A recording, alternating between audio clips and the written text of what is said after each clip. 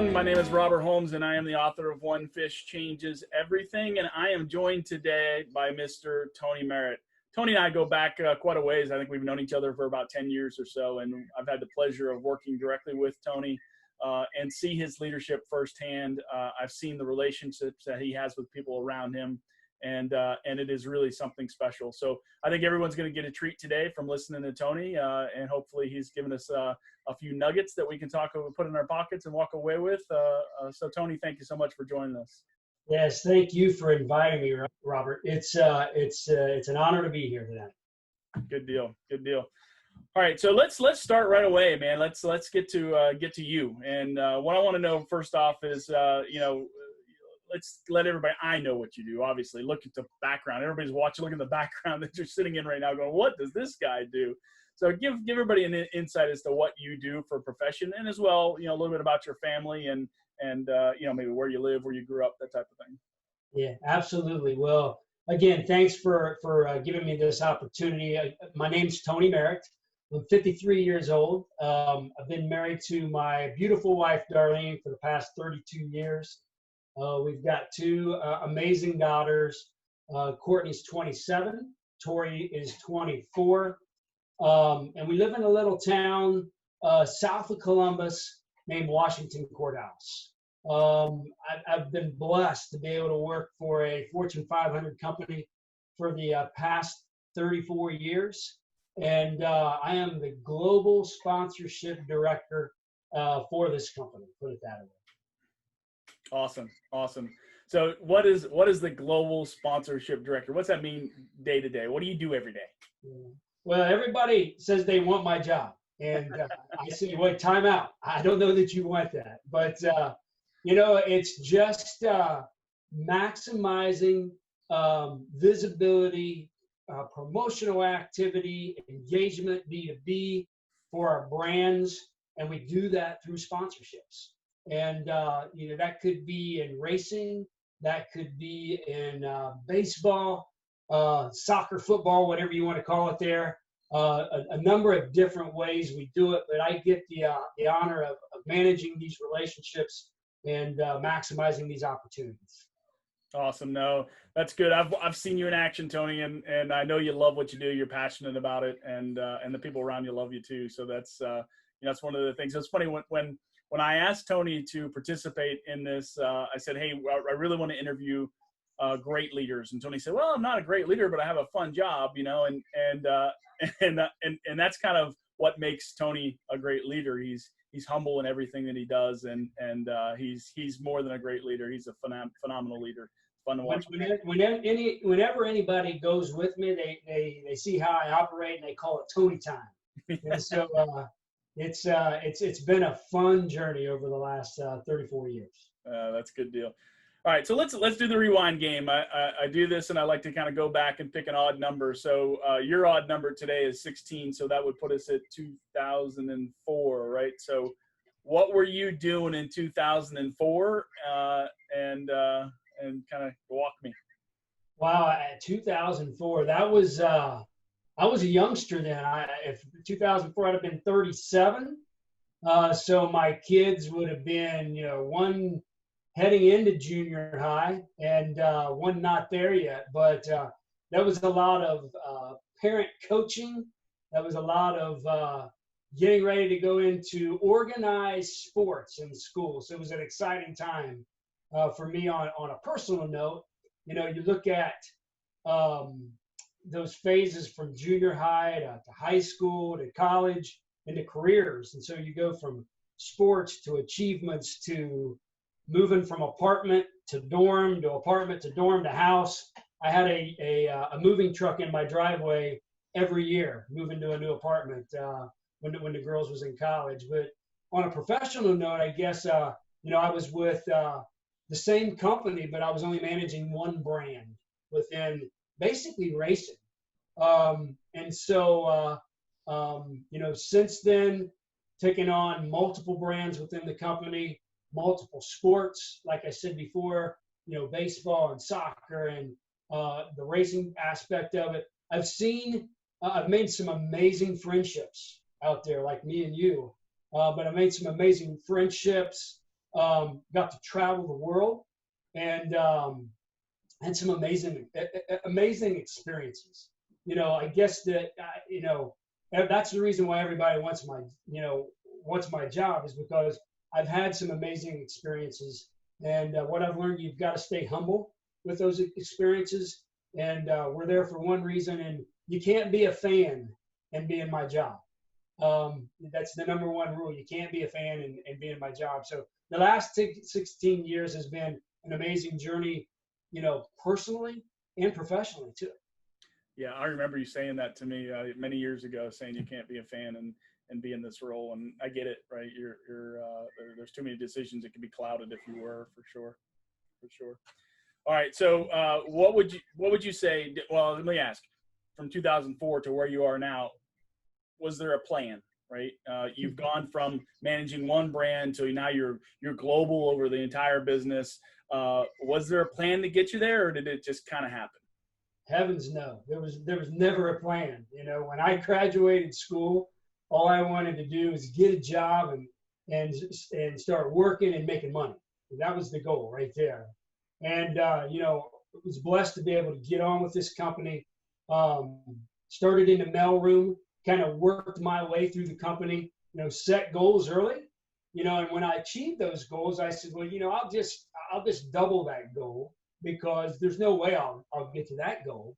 And then the next time when you double that, you go, wow, can I double it again? And so I think it's all about, working hard, setting goals, and as you achieve them, set new goals. I mean, today I still, set goals. And I think, I've got a good friend, Jim Oberhofer. Jimmo. Oh yeah. He's a drag racer, and he told me, I'd rather be lucky than good any day.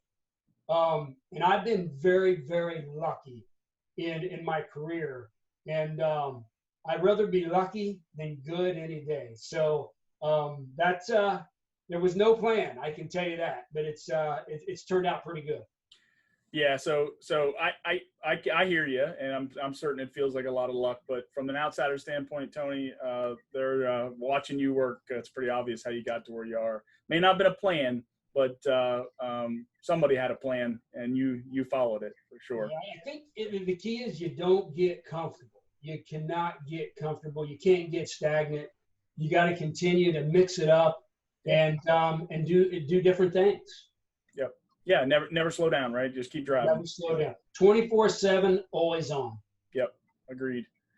All right, so hey, 2020 has been a unique year for us, and it's been quite challenging, I think, for many folks, and the rhythm of business as we know it, and certainly as you know it, has been a little disrupted. Tell me about what lessons you've learned so far in 2020 with all this craziness going on. It has been a challenge. I haven't been on an airplane for 5 months, so that's crazy, right? For you, that's crazy. But I think the biggest, the two takeaways that I would say is patience and agility. Number one, I'm not a very patient person. I'm always wanting to go.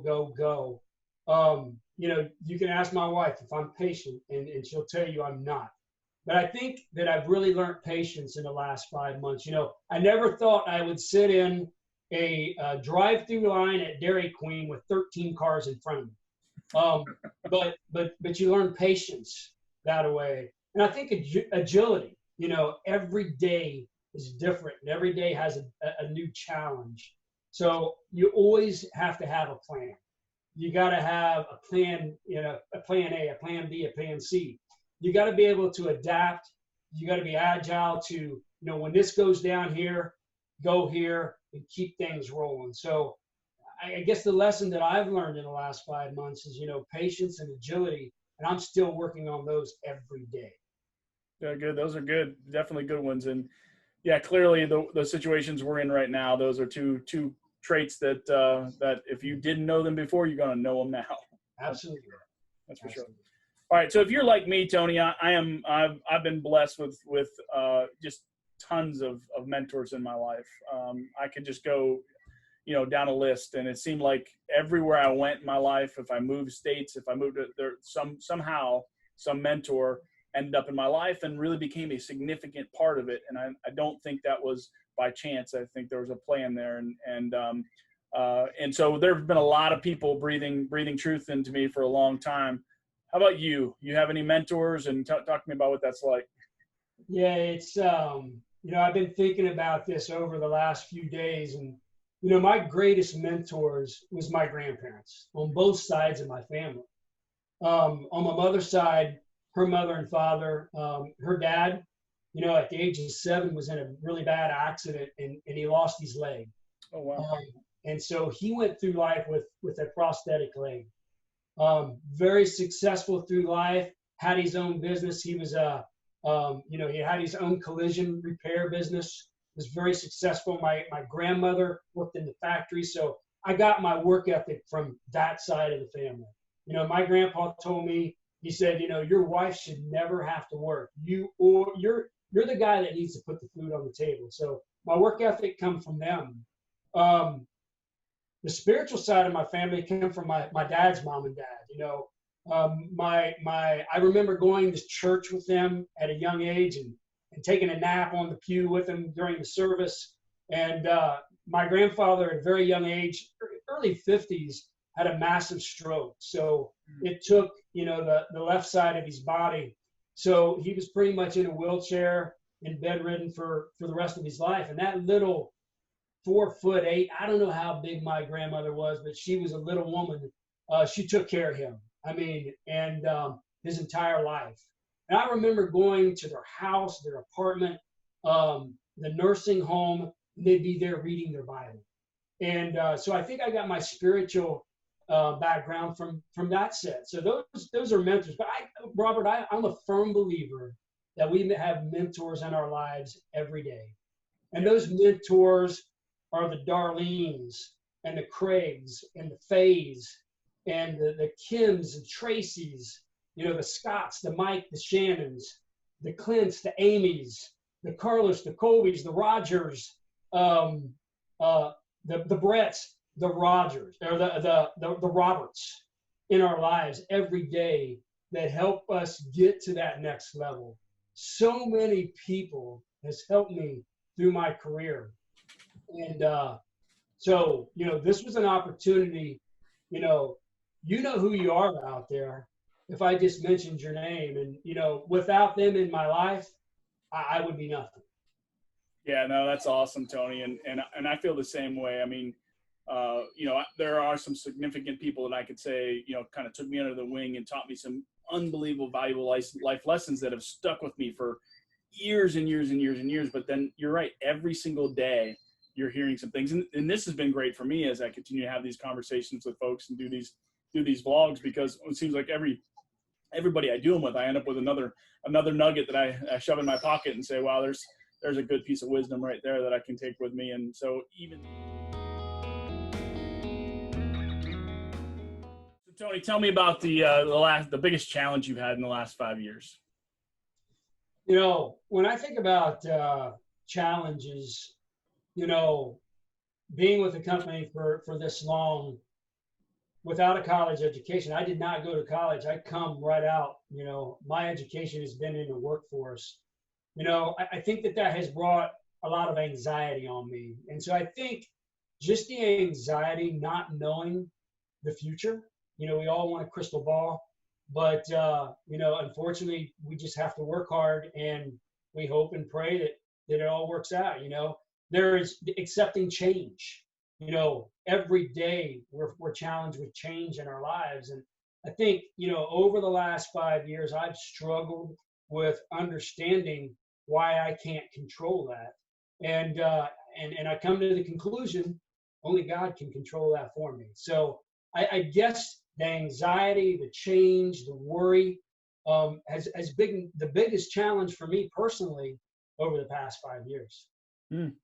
That's a good one. And I'll tell you, that's a hard one for a lot of people. It really is. And I think you hit it right on the nose when you said, God's the only thing that can control that, or only one that can control that. That's a hard place to get to for a lot of people, right? And that's a level of spiritual maturity that just doesn't come overnight, and and certainly it's challenging for lots and lots of folks. So good to hear you say that you came to that conclusion, because I believe that's the right one. Well, every once in a while I question myself. But, well, of course, that's healthy, right? It's called growth. That's called growth.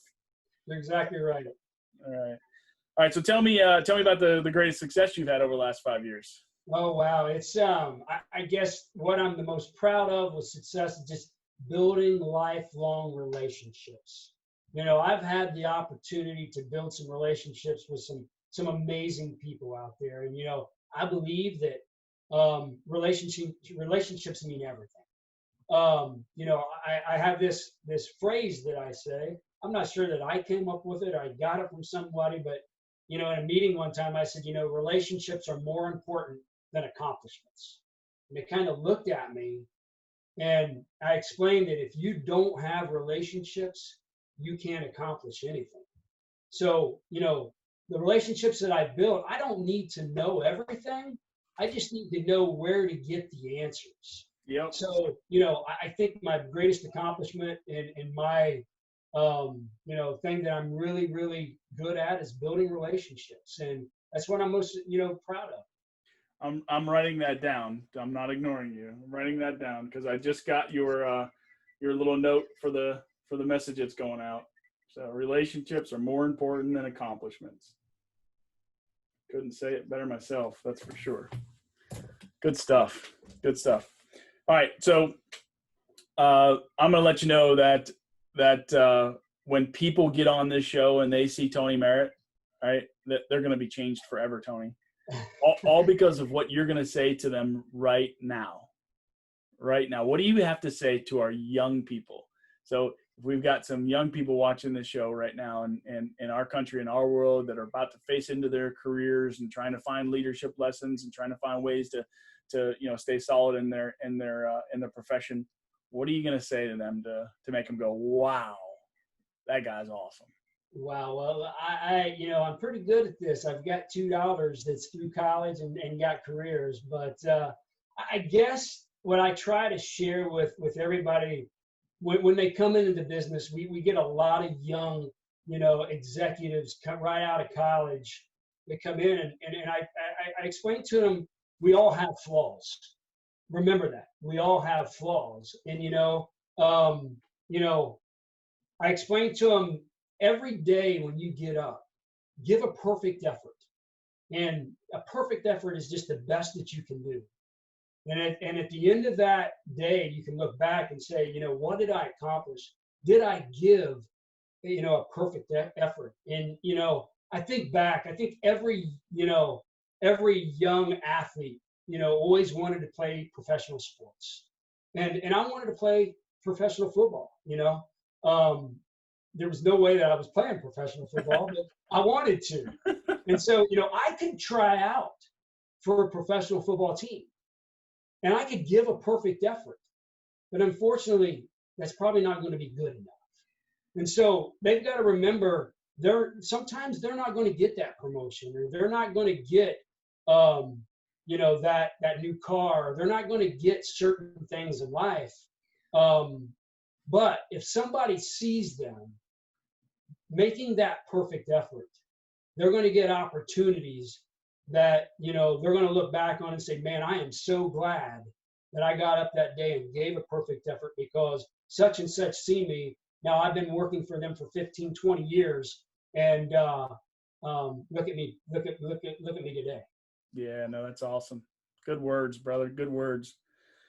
All right. So before we close this, I can't help but notice all the really cool things you have in the background. All right. Talk to me about the most special relationship you have out of those folks. Right now, I know a ton of people, right? And I'm not going to make you pick a favorite, right? But what it really stands out as a special moment in all of those relationships that you have? Well, I've done a lot of cool things. I've met a lot of cool people. I had an opportunity about 8 years ago to, we had just started a new relationship in NASCAR. And that NASCAR owner just happened to be Joe Gibbs. Not sure if everybody knows who Joe Gibbs is, but he's won 3 Super Bowls for now the Washington football team. And he's won 4 NASCAR championships. And there was a big meeting down in Mexico City. And so our leadership team was flying down, and Joe Gibbs invited me to go and fly with him on his plane. And I remember getting on that plane. I'm like, wow, here I am with this legend. And not only a legend in sports, in business, and in his faith background, but, as we pulled to the end of that runway and made the turn, they stopped. And he actually said a prayer before we took off. And I have to say, out of everything, every person that I've met, every backstage pass that I've got, every suite that I've sat in, that was probably the most impactful, 30 seconds of my entire life. And so that's probably the coolest thing that I've ever experienced, to put it that way. That's awesome story. That's a really cool story. I'm glad that I asked that question, because that was a really powerful story. And I'm sure for you, an unbelievable, powerful moment. I've had an opportunity to see Mr. Gibbs speak, and powerful, right? He's just, you could just, his spirit just, exudes. It's very clear the type of person he is. So I'm sure that was something that would kind of set you on your heels and was like, wow. Good stuff. It was a great experience, I can tell you that. I'll never forget it. So I do know some of the opposite experiences you've had. We won't go there today, Tony. But I know you've seen some fun stuff over the years. Agility. We talked about that already. Exactly right. Agile. Right. That's right. All right, so hey, we're going to close this with 3 questions. This seemed to go pretty fast, and I certainly could talk to you all night long, but I'm not so certain people would want to listen all night long to watch us on YouTube. But I'm trying to keep these things for about 30 minutes. I think we're about there, and maybe it's some later date we get you back on here and talk about something else. But we're going to close today with the same 3 questions I close each one of these on. And the first one is, what do you think makes a great leader? I think that listening is what a leader needs to do. I've worked for a lot of leaders in the past, and even myself. Sometimes we don't listen. I was out in the backyard a couple of days ago, and we lived pretty close to a high school, and the band was out practicing. And I heard the director on a loudspeaker, and I was like, wow, a band director listens to the band and then gives instruction. And I think as leaders, we have to listen to give good instruction. And so leaders, number 1, listening. That's a good one. That's a really good one. All right, so who do you think was the best leader in history, all time? All time. I'm going to throw you a curveball here, because okay. I've listened to some of the other people that said great leaders. But personally, over the last 15, 20 years of my career, John Maxwell has blown me away. Good one. With, the books that he's written on business, on leadership, on faith. He went to a Bible school not too far from my house, and so I've been a big fan of John Maxwell from the beginning. Yeah, that's a good one. Yeah, a Maxwell minute, right? Maxwell minute with Maxwell. Minute with Maxwell. That's right. With Maxwell. Stuff. All right, so Tony, when it's all said and done, and there's no more race cars for you to get into, no more people to handle, because you do handle people well. What do you want people to remember Tony Merritt by? That's a tough question to answer. I think I want to be recognized, and people said, he always had a positive attitude. He always done the right thing. He had common sense, something that a lot of people, doesn't have. I'm a big fan on telling everybody we all make our own choices. hopefully I'm making the right choices, and I'm living by faith, by trust, and having hope. You know, I think everybody has a purpose in life. And I think I'm supposed to be like a lighthouse. And, you know, I think I'm, you know, to aid others in their success through their spirit of trust, humility, and integrity. And if I can, you know, if somebody can say, man, he was a reflection of Christ and he planted those seeds and those nuggets, if they say that when I'm, you know, gone from this world, I've accomplished everything in life. Oh, that's a good close, brother. That's a good close. All right. So, hey, Tony, I really, really, really appreciate your time. And so listeners, what you don't know is Tony has read my book in a day and a half.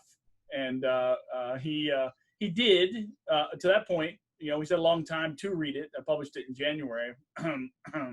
But he said, you know what, I'm going to go read it. I need to break the time out to do it. And so I've been communicating back and forth with him as he was reading it the last couple of days, and that's been a fun adventure. And so Tony, I appreciate you so much for joining me today. I appreciate you for reading the book. I appreciate you for giving us some nuggets of wisdom to carry away from this. And you know, I love you, brother. And you know, let's stay in contact and do some good things when we can get out of this COVID world. Absolutely. I love you too. You know, just everybody, you know, go buy the book. It's a great read. It's a great story. There's so many nuggets that'll help you in life. And I was just blown away by the author and how he wrote it. And congratulations. Awesome job. And Robert, thank you so much for letting me be a part of this. You bet, man. You bet. All right. Sounds good, Tony. Go back to work. Thank you very much. Have a great day. Thanks. See you. Bye.